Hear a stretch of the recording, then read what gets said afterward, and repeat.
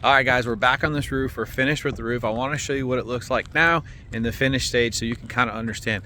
The problem with these roofs is they are absolutely gorgeous, but the roof pitch isn't too much, so it's hard to see the real beauty in these roofs. So right here you can see all the color in these shingles. These are really high quality shingle. We put the metal valleys in here now. I like this where the cap shingles go over this metal valley. Sometimes they leave it open in there and it exposes a problematic area, so that's really nice. So this is a special dryer jack.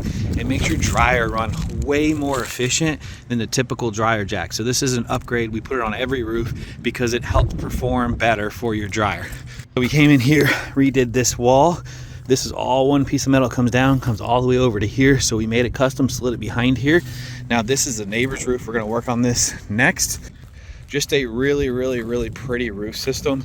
And I think the valleys really enhancify it, make it look really nice. Again, the ridge vent, just a really good looking roof. You've got your new boots that we put on right there. Super nice looking roof, quality roof. That's it for this homeowner for another 50 years.